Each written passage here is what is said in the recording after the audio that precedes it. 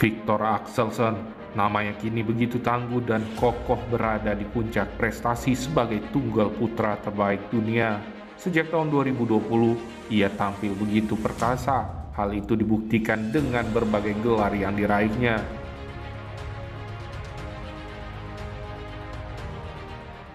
Berawal dari ajang Sprint Master 2020, ketangguhannya berlanjut di ajang All England. Ketika itu ia keluar sebagai juara.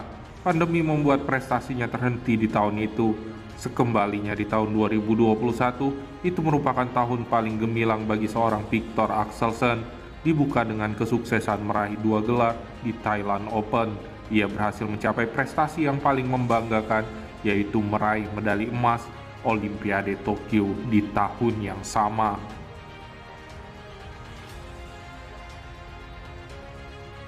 Di tahun 2022 ini, ia membuat sebuah rekor yang amat fantastis dengan hanya sekali terkalahkan, yaitu di ajang German Open, ketika itu oleh Laksa Sen.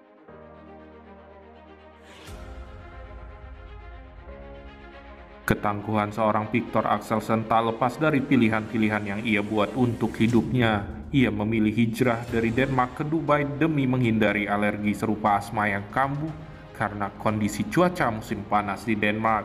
Selain itu, ia punya pelatih mental khusus untuk menempa mental juaranya saat bertanding. Ini terbukti berhasil karena lihatlah betapa tangguhnya seorang Viktor Axelsen saat ini.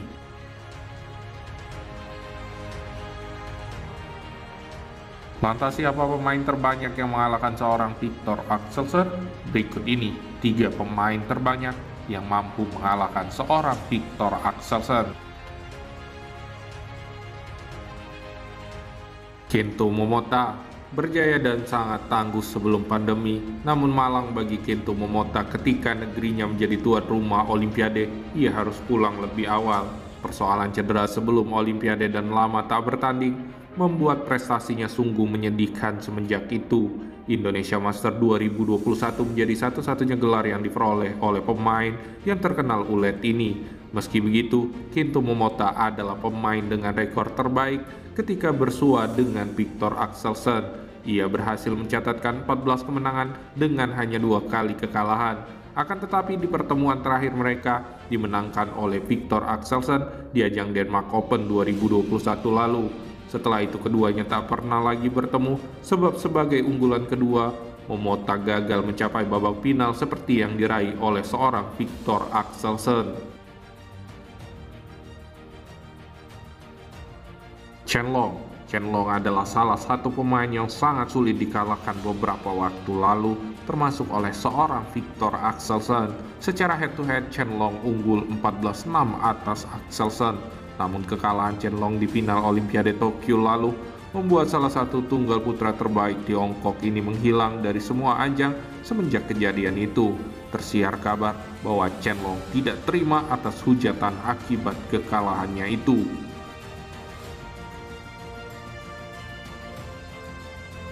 Lee Chong-wei, penghuni ranking 1 dunia terlama ini, adalah salah satu nama tersulit untuk dikalahkan oleh seorang Viktor Axelsen. Bahkan di 2 pertemuan terakhir sebelum memutuskan pensiun juga dimenangkan oleh Lee Chong-wei. Dari 14 pertemuan, Axelsen hanya berhasil memenangkan 3 kali di antaranya.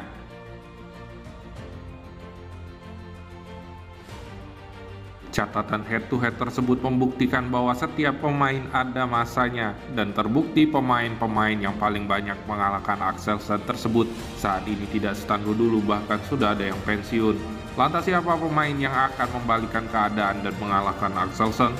2 pemain itu diyakini adalah Anthony Ginting dan Lee Zizia, 2 tunggal putra yang mempunyai skill yang luar biasa.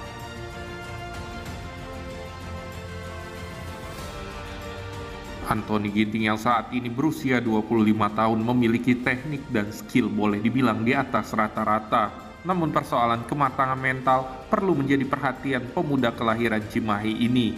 Ia pun saat ini sudah mulai bangkit kembali pasca terpuruk usai Olimpiade lalu.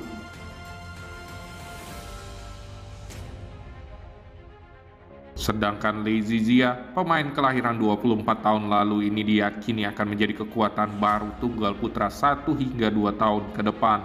Pukulan kencang, ketahanan fisik, dan backhand smash yang luar biasa membuatnya adalah seorang pemain yang spesial.